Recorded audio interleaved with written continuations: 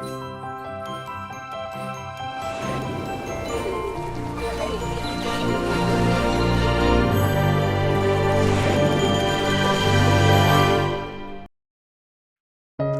இரட்சகரும் மீட்பருமாகிய இயேசு கிறிஸ்துவ நாமத்தினாலே ஹவுஸ் ஆஃப் பிரேயர் யூடியூப் சேனலுக்குள்ள இணைந்து கொண்டிருக்கிற யாவரையும் வாழ்த்துகிறேன். கர்த்தர் நல்லவர், நம்பத்தக்கவர். சதாகாலம் நம்மோடு கூட இருக்கிற நல்ல ஆண்டவரை நானும் நீங்கள் இரட்சகராய் பெற்றிருக்கிறோம். பிரியமான தேவனுடைய பிள்ளைகளே, நாம் ஒரு இலக்கை அடைந்து கொள்ள வேண்டுமாயிருந்தால், சில காரியங்களை நாங்கள் பெற்றுக்கொள்ள வேண்டுமாயிருந்தால், நாம் வியாதிகளிலிருந்து குணமடைய வேண்டுமாயிருந்தால், என் வறுமைகள் நீங்கி சுகவாழ்வு சீக்கிரமாய் துளிர்விடப்பட வேண்டுமாயிருந்தால், என்னுடைய வறுமை கடன்கள் எல்லாம் நீங்கி கண்ணீர் துடைக்கப்பட வேண்டுமாயிருந்தால், ஆண்டவராய் இயேசு கிறிஸ்துவை நாம் விசுவாசிக்கும் போது கர்த்தர் யாவற்றையும் செய்து முடிக்க உண்மை உள்ளவராய் இருக்கிறார். எனவே ஆண்டவருடைய விருப்பம் நாம் அவர் மேல் விசுவாசம் உள்ளவளாய் அவரை சார்ந்து வாழ்வதற்கு.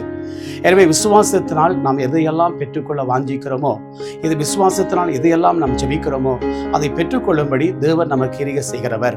எனவே இந்த வேளையிலே நாங்கள் வேதத்தில் ஒரு வசனத்தை தியானிக்க போகிறோம்.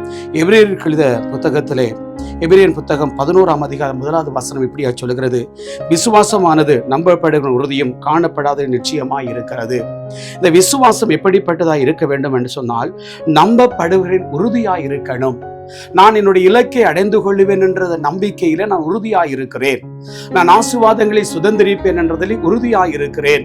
என் வாழ்க்கையில் நான் உயர்வை அடைவேன் என்பதிலே நான் உறுதியாய் இருக்கிறேன். எனவே நாங்கள் நம்புகிறது அவரால் வரும். எனவே நாங்கள் எல்லாவற்றையும் விசுவாசத்திலே நாங்கள் முதலாவது நம்பணும், நம்பிக்கை உறுதியாய் இருக்கணும். அது மட்டுமல்ல, சொல்லுகிறார் பாருங்க, இவை காணப்படாத நிச்சயம்.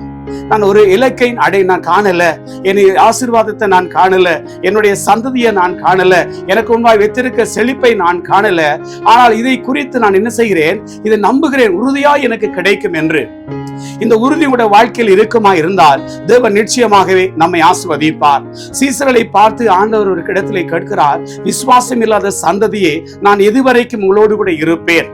இந்த சத்தத்தை கேட்டுக்கொண்டிருக்கிற நானும் நீங்களும் நாம் தேவன் மேல் எவ்வளவு விசுவாசமாய் இருக்கிறோமோ அவ்வளவாய் தேவன் கிரியை செய்கிற தேவனாய் இருக்கிறார். எனவே நம் விசுவாசத்தில் எல்லாம் வரும். நம் விசுவாசத்தினால் தேவனுடைய ஆசீர்வாதங்களை நாம் சுதந்திரித்துக் கொள்ள வேண்டும் நம்பிக்கை நமக்கு இருக்கணும். அதனால் சொல்லுகிறார், விசுவாசமானது நம்பப்படும் உறுதி. ஒருவேளை நீங்கள் எதற்காக இத்தனை காலம் ஜெபித்துக் கொண்டிருக்கிறீர்கள், எதற்காக நீங்கள் போராடி கொண்டிருக்கிறீர்கள், எதற்காக நீங்கள் காத்திருக்கிறீர்கள், ஆண்டவர் எனக்கு செய்வார் என்ற உறுதியோடு கூட நீங்கள் இருப்பீர்களா இருந்தால் கர்த்தர் நிச்சயமாய் காரியங்களை வாய்க்க பண்ணி அந்த இடத்தை அடைந்து கொள்ள கர்த்தர் கிருபை செய்வார். எனவே உங்கள் எதிர்காலங்களிலே நீங்கள் தேவன் மேல் விசுவாசம் உள்ளவர்களாய் இருங்க, நம்பிக்கை உள்ளவர்களாய் இருங்க, உறுதியாய் நம்புங்க, கர்த்தர் செய்வார் என்று.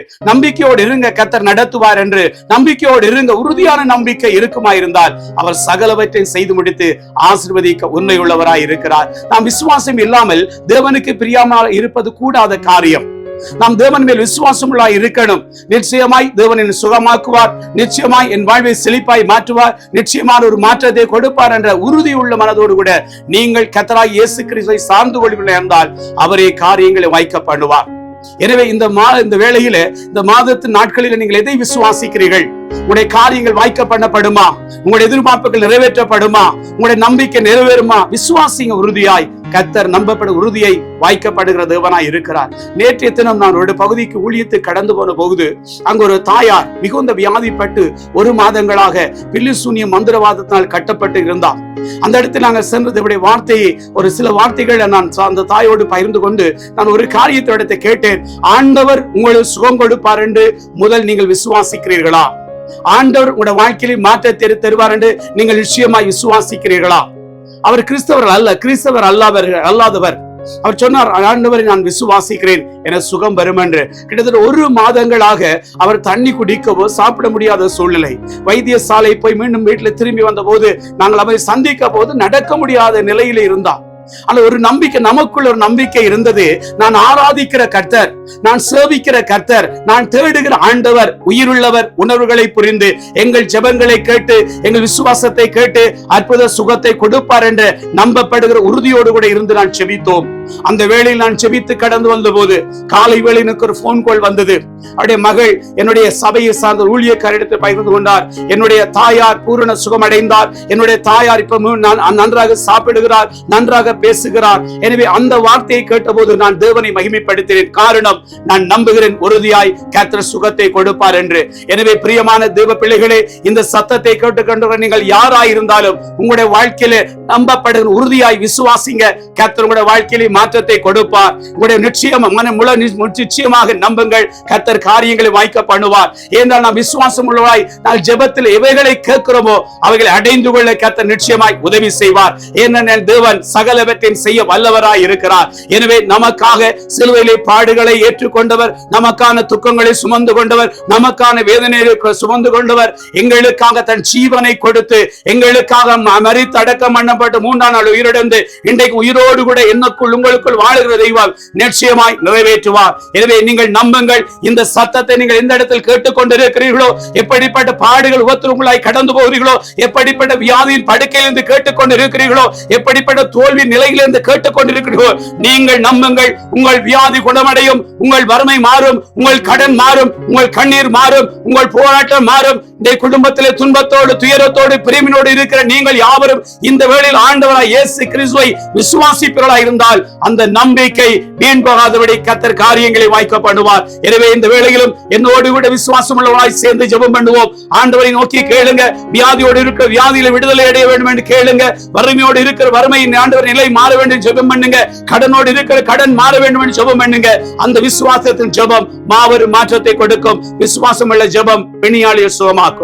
எனவே என்னோடு கூட சேர்ந்து ஆண்டவரை நோக்கி பாருங்க. ஆண்டவரே, நான் இந்த வேளையில் உம்மை விசுவாசிக்கிறேன். என்னுடைய சூழ்நிலைகள் மாற வேண்டும், வியாதி போராட்டங்கள் மறைய வேண்டும். கேளுங்கள், அவர் நிச்சயமாய் செய்வார். நீங்கள் உறுதியான நம்பிக்கையோடு முழு நிச்சயத்தோடு விசுவாசிப்பவர்கள் என்றால் தேவன் காரியங்களை வாய்க்க பண்ணுவார். எனவே என்னோடு கூட தேவனை நோக்கி பாருங்கள். கண்களை மூடி சிலுவையை நோக்கி பாருங்கள். ஆண்டவரே, இந்த வேளையில் நான் உங்களை விசுவாசிக்கிறேன் அப்பா.